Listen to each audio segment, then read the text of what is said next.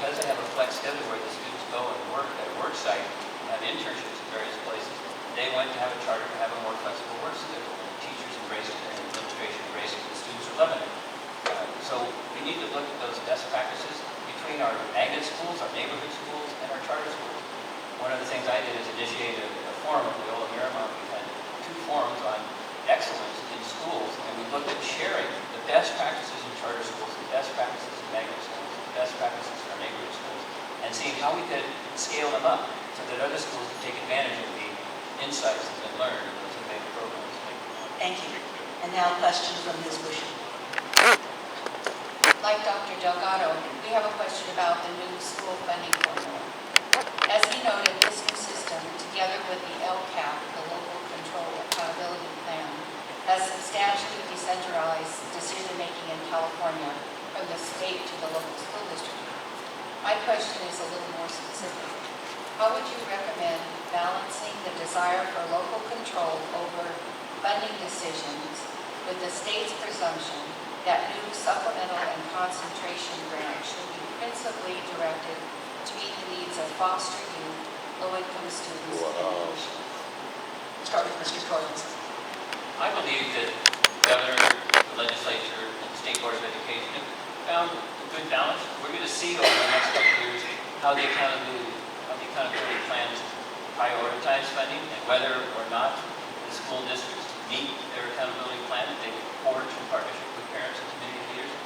So I think we've struck a good balance in that regard.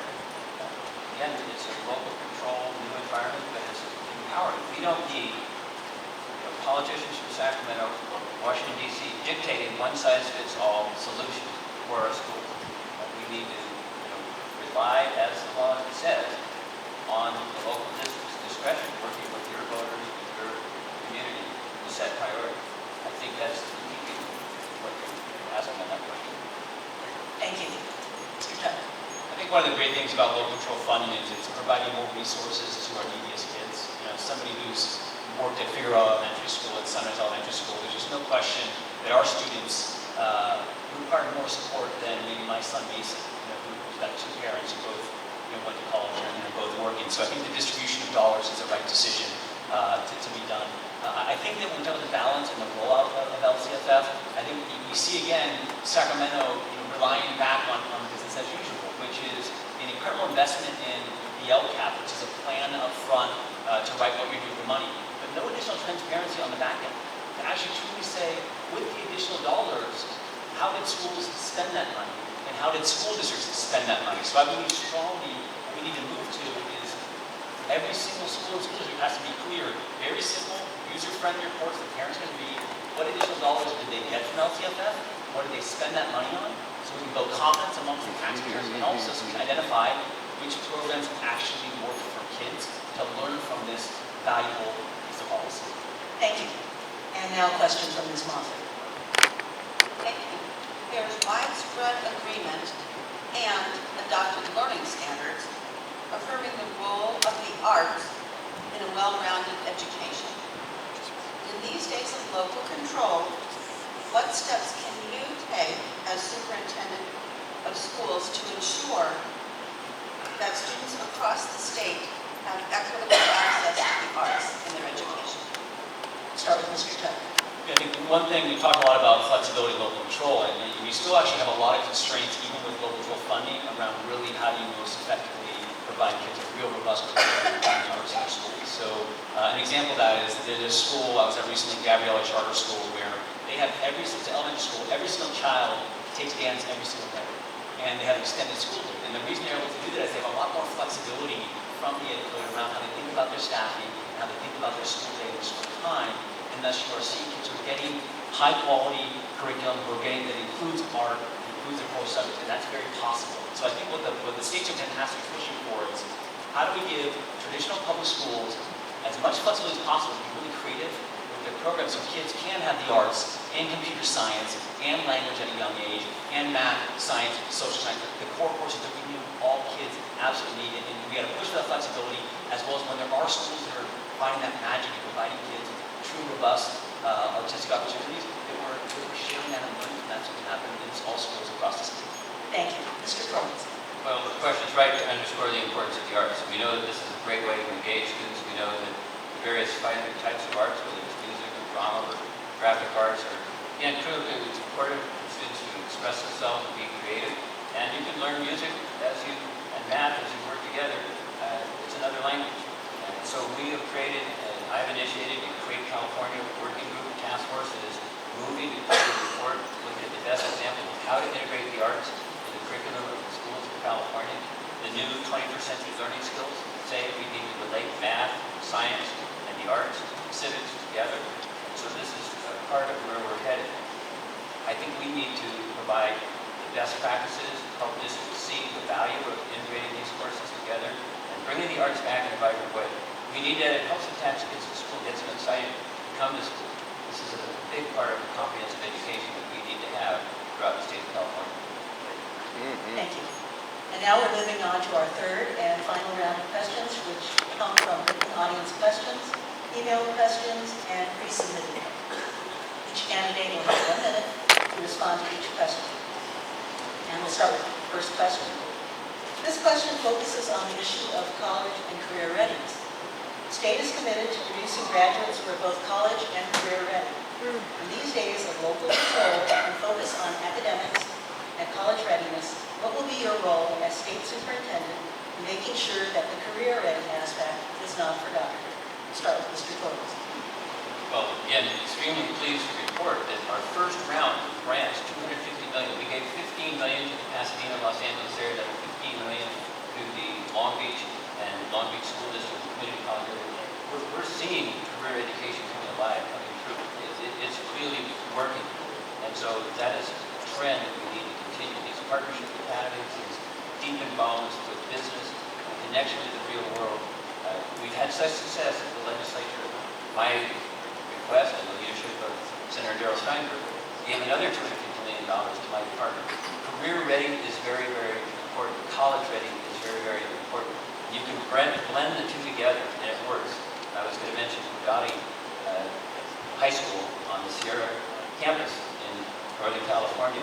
Students there are on a campus where they're taking community college courses and taking high school courses. One young lady graduated with an two AAs in medical assistance and science, along with her high school diploma, and is moving right into the career world. Thank you. Mr. Tuck. The starting point for both college and career readiness is ensuring that all of our children have access to a high-quality teacher at the elementary and middle school level. All of our children have access to a robust curriculum. All of our children have access to schools with strong leadership. And that's what we did in our schools, both in the partnership and Green Dot, is let's make sure we have, at the starting point, the core foundational skills across all subject areas for our kids to get better. And then step 2 is, how do we integrate both middle and high school level real career programs into our actual schools? We actually expanded the number of robotics classes. We actually did a program where we partnered with solar installation. We're actually finding high-quality companies that have high-quality desires and needs for kids. We actually had a number of companies that actually adopted our student schools and provided internships over the summer. These are kind of things that we can do at scale, and I think the state's tremendous job to do is bring the business community together and say, what are the most important jobs in the next 20 years, and what are the skills that we specifically need for those jobs, and then actually how do we redesign, particularly our high school curriculum, to truly integrate those deeply into our schools. We did at a more micro level across the schools. Thank you. The next question. We've received a number of questions, as you might imagine, related to the recent California Superior Court judge's ruling that the state tenure system discriminates against students from low-income families. This ruling, in a case known as Vergara versus California, has the potential to overturn a number of state laws governing various aspects of tenure. Do you agree with the decision? Do you support an appeal of the decision? Or do you support settling it and calling the legislature into special session to rewrite these laws? And we'll start with Mr. Tuck. I strongly agree with the judge's decision. I strongly side with the students in the case. And I think we need to get moving right now as a state on putting forward the solution and not waiting for this to wind up the course. The partnership, we took over Markham Middle School in 2008. 8 months later, half of our teachers got layoff notices in 2011. This was the lowest performing middle school in all of LA, the neediest kids, and half of their teachers got layoff notices because of the seniority-based layoffs in our state of program. We called the state and said, hey, what can we do about this? They said nothing. It's in the ed code. It was highly problematic to our children. I had campuses where we had literally teachers who physically pushed around kids. We could not remove them from the classroom or from their job. This is not a theoretical thing. I have seen incredible kids who are losing their futures because of these laws. They're not the only factor, but they are a factor, and we can change that factor right now. We sided with the judge. He was very clear. These don't make sense for kids. I've lived in our schools. Let's move on and really truly start making a solution that makes sense for kids. Thank you. Mr. Torlakson. We have a fundamental disagreement. I am for kids. I'm for low-income kids. I've been a fighter. Spent my whole career for those kids and their future. I did say we should appeal that decision, because I think it's fundamentally flawed. It's wrong on the facts. It's wrong on the law. The governor and the State Board of Education agreed. We've asked the Attorney General to file an appeal and bring it to a higher court level. I believe job protections, giving teachers a chance to have a hearing, they're on a proposed layoff list, to have them have a chance for a fair hearing. Having experienced teachers do that. Teaching is a tough job. Not everybody is cut out for that work. I know that. And what we are looking at is how do we move teachers who can't make it out of the profession faster. And I hope with the law this year that was signed in by Governor Brown that will expedite the process of removing abusive teachers and ineffective teachers from our schools. Again, it's a tough job, but we should allow teachers to move forward and get rid of the ones who can't make it, and then keep others have a chance through being cut off. Thank you. Time's up. The next question. 2 years ago tomorrow, Inglewood's elected school board members received a letter telling them that the state was taking over the school district. Since then, the California Department of Education has been in charge. The Fiscal Crisis and Management Assistance Team, FICMAT, has recently reported that the school district is struggling with leadership and fiscal management and student achievement has declined. Parents say they've lost confidence in the ability of the state administrator to improve the quality of education. What will the Department of Education, under your leadership, do to regain the confidence of the Inglewood Unified Community? Mr. Torlakson. Well, thank you. And the school takeovers, school district takeovers are very rough situations. And just want to put it in context. We had a crisis 3.5 years ago where we were seeing school districts, 188 of them, in deep financial trouble. Only one went into state receivership. And I worked diligently to put a management staff in place that'll turn it around. We're turning around the budget situation, and we are turning around the academics. It's going to take time. The district is that deep in trouble, so many fiscal problems, so many management problems. It needs to be turned around. I've had experience with the quality education tool I've had of seeing hundreds of schools turn around with a model that we're bringing in to the Inglewood School District. It's going to take time, but I'm confident we're moving in the right direction to solve the problems in Inglewood. Thank you. Mr. Tuck.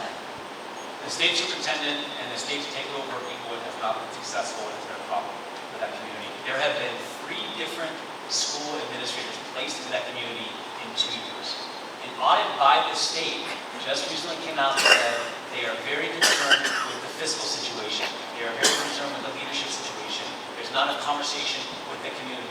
This is, I worked in Inglewood. I started in Inglewood. It's a wonderful community with wonderful kids. And this district, the state made the decision, the state superintendent made the decision to take this district over. And it is struggling and flailing right now, and that needs to change immediately. Step 1 for change is we've got to be talking to the community all the time and really bringing hope and energy and belief back in what's possible, because Inglewood has great opportunity. We opened a high school in Inglewood in 2002. It was most recently on the U.S. News and World Report, one of the top high schools in the entire country.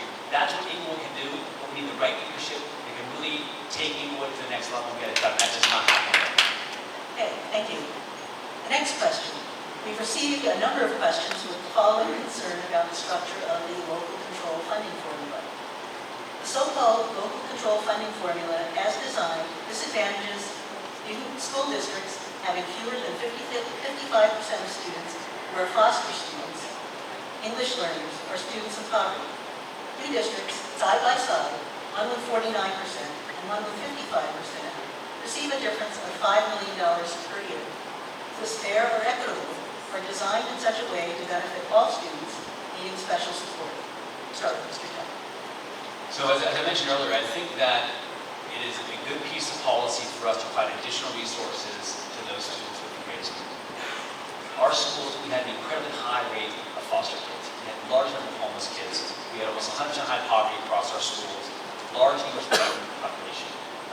They needed more resources. There's no question about it. And when we provide more resources, they soar and they make progress. So I believe it's a good piece of policy as it relates to that. I think our implementation, again, is kind of business as usual. We have done a lot of conversation around what do you plan to do with the money, but we're not bringing real transparency to the public about where is the money actually going. What was it spent on? The public actually agreed to raise taxes in the largest recession since the Great Depression, and we need to tell them where is their money going. It isn't actually working for kids. So I want us to move towards, on the back end, real transparency of the dollars. Did it go to the highest need kids? Was it successful? And where it's successful, let's copy it. Where it's not, let's make changes fast. Thank you. Mr. Torlakson. I think my opponent is missing something, that the formula actually requires a spending plan to go with programs. It looks at outcomes, looks at how the money was spent. And there are 58 superintendents of schools in the counties of the state that will oversee the implementation. And if the district is off course, they're going to be giving counseling and strict guidelines on how to get back on course and meeting the goals that they have set. The funding formula isn't perfect. And so one of the things that we're looking at is, are there places where there are inequities? Are there places where there need to be adjustments? This is an enormously huge reform. Again, trend-setting, historically enormous, the first of its kind in the nation. I recently met with 10 superintendents of the rural counties of California. They have some different needs than the urban centers of California. We're looking with them at different ways that we can make the formula more just and adequate so that we can make sure that we're being fair to all students. But this is one of the major positive social and civil rights changes of our time, to allow more money to go to these students of greater need. Thank you. Our next question has several parts to it, so I will read it slowly. California's teacher evaluation law is more than 40 years old, and most observers believe it needs updating. 1. What do you believe is the primary purpose of a teacher evaluation system? 2. What standards or criteria should a teacher be evaluated against? And 3. Who should decide what relative weights should be given the different criteria? We'll start with Mr. Torlakson. Well, the evaluation system is very important. I was a teacher. I benefited from my principal coming and visiting my classes and giving me positive feedback, critique, how to improve my practice. We need multiple measures for helping our teachers improve their practice and find out the best teachers and how they're doing their job so well. So classroom observations, looking at student work, looking at test scores, these are all part of it. I do believe that the mix needs to be the actual formula for evaluation. It needs to be worked out locally. Teachers should have a seat at the table. Parents and administrators can work out a plan at the local level that has ownership by everybody involved in that plan, and it works better. Take Long Beach, take ABC District, take Poway, take Central Unified in Fresno. In these districts, there's a partnership that helps us evaluate teachers and strengthen teachers, sharing best practices so that those teachers who aren't moving as fast as others in a particular improvement will get the benefit of those teachers who are. So I see this as a collaborative process and one that will yield good dividends for California. Thank you. Mr. Tuck. I think something was key in the question that you mentioned, and I want to make sure people heard it. The teacher evaluation system hasn't changed for 40 years. Think about that for a second. Talk about, is this really about fundamental change? There's nothing more important than teachers. We need to have strong evaluation systems to help our teachers get better, and we haven't changed it for 40 years. I mean, everything in this world has changed in the last 40 years, and that gives you a sense of how broken things are in the status quo in Sacramento right now. We need to bring these changes. We need to have a teacher evaluation system that truly supports our teachers, feedback from principals, feedback from their fellow teachers, student achievement data, particularly growth from that, and over time at the high school level, feedback from students. And in our schools, we had a mix we call multiple measures. But we have to make the changes now, and the fact that no changes happen on one of the most important things you can do to run schools in 40 years at the state level, that is the clearest sign of the challenge we have. We have politicians making decisions for kids in Sacramento versus getting educators up there. We're going to push change that this state needs and our kids deserve. Thank you. Moving on to our next question. Current research shows about 25% of public school students in California live at or below the poverty level, and these children are very unevenly divided across the state. Besides LCFF funding and LCAP requirements, what moves would you make as superintendent of public instruction to work with other governmental and non-governmental agencies to support these students so they have a better chance at it? Mr. Tuck. I can tell you what we've done. So, Jordan High School in the heart of Watts, we helped create a mental health clinic on the campus so that we had, in addition to providing real supports for our kids in the classroom, they had additional social and emotional supports and health supports on the campus. We work very closely with the city and work with the gang youth reduction department. We had so many kids that had unfortunately, so many exposures to violence and to actually get pulled into gangs. So we actually brought in real experts from the city who were working on gang reduction, gang prevention on a regular basis, and brought them into our schools. We actually had several schools where they created offices on our campus, so they had real access to our kids on a regular basis. And that's something that I think at the state level we've got to do a much better job of, is we really, I think, about community schools. And I think the state's job is to find out when there are just wonderful things happening in community schools, and then really help ensure that's happening in all schools, particularly in our highest poverty neighborhoods, because if we can really solve all the challenges, kids rise up and they'll slowly get there. Thank you. Mr. Torlakson. Well, I've been a long advocate for schools as community centers, and again, getting out of the silos and connecting the services to help best our families succeed. And I've done that as a county supervisor and as a superintendent, encouraging more school-based clinics, more school-based parent centers, programs that will reach out to those parents and help those parents help their students succeed in school, help them with their homework. We have a number of programs that really work well, and we need to encourage local school districts to invest further in them. Mesa, math, engineering, machinery. That's a great program helping disadvantaged kids with low-income kids succeed. Puente, Abbott. These are programs that really work well at engaging low-income students and their parents. Their future is in education, and the more we can help them see their future and grab onto the future, the better. The career technical education I talked about earlier, that is exciting students. They're not dropping out. They're not getting into drugs, gangs, and trouble. They're finishing their work because they have a dream of who they will be. They're working hard to get to that dream. Thank you. Our next question. California is working to put in place a new and dramatically different assessment system. The legislature has asked that the superintendent submit recommendations regarding what the state's testing system ought to look like going forward. What do you believe is the primary purpose of a state assessment system, and how should such a system be designed? What should be its major components? Start with Mr. Well, this is a huge challenge, but an appropriate challenge to re-examine how we're judging schools. What are the targets we're setting that define success in our schools? So we have moved forward with the new Smarter Balance Assessment. 3.2 million students are getting the chance